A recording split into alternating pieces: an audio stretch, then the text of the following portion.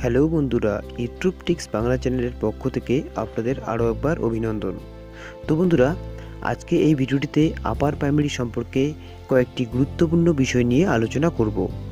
তো আলোচনার পূর্বে আপনাদের কাছে বিশেষ অনুরোধ, আপনারা আমার চ্যানেলে নতুন হয়ে থাকলে অবশ্যই চ্যানেলটিকে সাবস্ক্রাইব করবেন এবং পাশে থাকা বেল চিহ্নটি একবার প্রেস করবেন। এতে করে আমি যখনই কোনো নতুন ভিডিও এই চ্যানেলে আপলোড করব, আপনাদের কাছে একটি নোটিফিকেশন চলে যাবে এবং আপনারা খুব সহজেই সেটিকে দেখতে পারবেন। এবং ভিডিওটি দেখার পর অবশ্যই একটি লাইক করবেন, কমেন্টস করবেন এবং শেয়ার করবেন। তো বন্ধুরা, চলুন আলোচনা শুরু করা যাক। রাজ্যে শিক্ষক নিয়োগ নিয়ে বিতর্ক অনেক দিনের।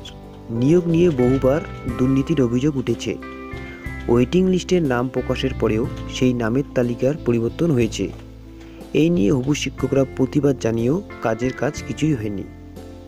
সামনেই লোকসভা নির্বাচন, আর এবারের নির্বাচন তৃণমূল কংগ্রেসের কাছে খুবই গুরুত্বপূর্ণ। কারণ একাধিক পত্রিকাতে প্রকাশিত খবর অনুসারে এবার দেশের ক্ষমতায় আসতে চলেছে অ-বিজেপি সরকার, আর সেই সরকারের মন্ত্রিসভায় গুরুত্বপূর্ণ ভূমিকা পালনের সুযোগ পেতে পারেন তৃণমূল সুপ্রিমো। তাই তৃণমূলের নেতাদের লক্ষ্য রাজ্যে 42টা সিট দখল করে তৃণমূলকে আরও শক্তিশালী করা। আর এই কাজ করতে গেলে তাদের প্রথমেই লক্ষ্য দিতে হবে এই রাজ্যের যুবকদের মনে যে তৃণমূল বিরোধী ক্ষোভ এই 7 বছরে তৈরি হয়েছে, সেটাকে দূর করা। আর তাই রাজ্য সরকারের একটা বড় অংশ চায় এবারের লোকসভা নির্বাচনের আগেই রাজ্যে শিক্ষক নিয়োগের সমস্যাগুলি সমাধান করা।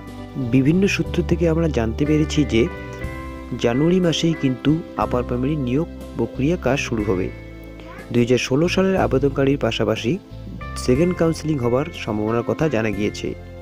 এক সূত্রের দাবি, 2016 সালে যারা আবেদন করেছিলেন, ভাইবা বা ডকুমেন্ট ভেরিফিকেশনের জন্য যারা সিলেক্ট হয়েছেন, তাদের ভাইবা ও ডকুমেন্ট ভেরিফিকেশনের পাশাপাশি দ্বিতীয় দফায় কাউন্সেলিংয়ের জন্য আবেদন গ্রহণ হতে পারে। তবে প্রথম দফার কাজ ও দ্বিতীয় দফার কাউন্সেলিং একসাথে হবে কিনা তা নিয়ে চূড়ান্ত সিদ্ধান্ত নিতে পারেনি কমিশন। তো বন্ধুরা, আপার প্রাইমারি সম্পর্কে আজকে এইটুকুই আপডেট ছিল। আপডেটটি যদি আপনাদের ভালো লাগে তাহলে অবশ্যই একটি লাইক করবেন, তার সঙ্গে আপনাদের বন্ধুদের দেখার জন্য অবশ্যই শেয়ার করবেন। তো বন্ধুরা, আজকের মতো এই পর্যন্তই। দেখা হচ্ছে পরে একটা ভিডিওতে। ততক্ষণের জন্য ভালো থাকবেন, সুস্থ থাকবেন।